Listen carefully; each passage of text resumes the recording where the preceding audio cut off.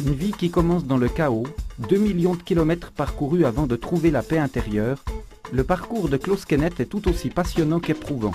Itinéraire d'un homme qui a tout essayé, tant au niveau des religions que des spiritualités occultes. Klaus Kenneth, votre départ dans la vie a été plutôt mouvementé. Est-ce que vous pourriez nous en dire quelques mots?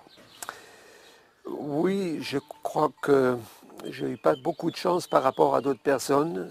Je suis né en 1945. L'armée rouge envahissait l'Allemagne en 1945 et la famille devait fuir. Et je suis né en ce moment-là en Tchéquie. Aujourd'hui, c'est la Tchéquie. Puis on a tiré avec des mitraillettes déjà sur la famille. Je suis survécu la première fois. Ce qui était pire, ma mère, elle était emballée dans les forces occultes. Elle ne pouvait pas aimer. Mon père avait quitté la famille, et donc je n'avais pas reçu de l'amour. Et j'ai grandi sans amour, sans amitié. C'était très très triste toute ma vie. Je me suis révolté à l'intérieur, bien sûr. J'ai eu des conflits avec ma mère, avec deux frères. Ils me tapaient très fortement des fois. Et puis finalement, à un certain âge, presque avant l'adolescence, ma mère m'a abandonné parce qu'elle ne pouvait plus finir avec moi.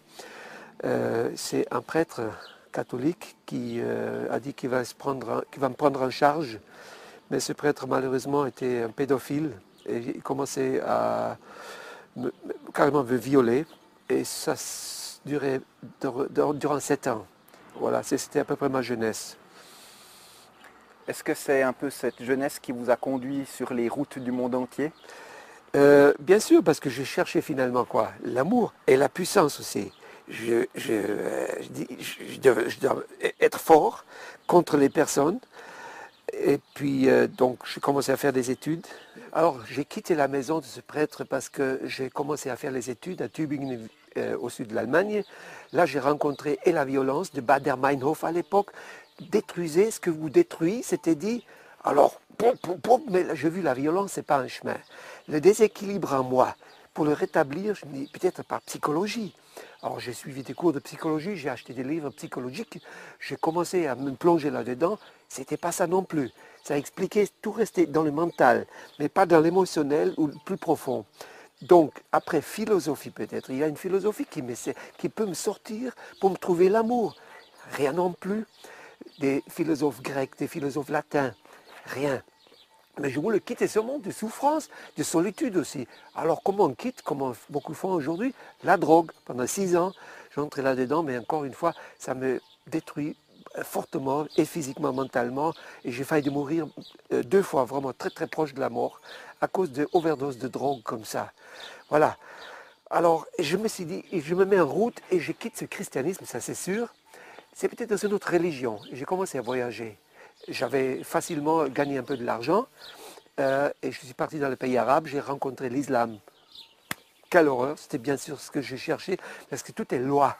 Tu voles, on te coupe la main, tu mens, on te coupe la langue. Ben, je t'ai déjà battu toute ma vie, je ne voulais pas encore dans le cadre d'une religion. Et alors peut-être dans les religions orientales? Oui, j'ai découvert l'hindouisme. Et l'hindouisme, c'est quelque chose de hyper fascinant. Un monde complètement à part de ce qu'on connaît. Tout est Dieu, rien est Dieu, et puis il y a 33 millions de dieux. C'était fascinant. Et là, je me dis, mais là, je dois trouver dans les méditations profondes le moi-même, et par le yoga, et par différentes sortes de méditations. Je me suis installé en Inde définitivement. J'ai vécu à Calcutta, et puis j'ai pas étudié dans le sens scripturaire, parce que je me méfie des livres. Je voulais vivre les choses. Alors, je fais 7 ans dans l'hindouisme, et puis malheureusement à la fin, j'ai vu que ce n'est pas une religion qui me libérait, mais c'est une religion des idées humaines. Chaque Dieu est une invention d'un être humain qui ne m'a pas vraiment donné une présence personnelle à qui m'adresser. Tout était théorique, tout était comme dans un rêve. C'était comme chaque méditation était plutôt comme une anesthésie, une narcose. Quand tu médites, ça va bien, ça te calme les nerfs sur le moment, c'est vrai, quand tu es sous stress comme ça, mais je me retrouve toujours la même personne, sans vrai changement. Alors j'ai rencontré un jour, après avoir beaucoup d'expériences, quitter mon corps, voir les pensées des personnes, faire des voyages astrales, me faire invisible. C'était fascinant tout cela.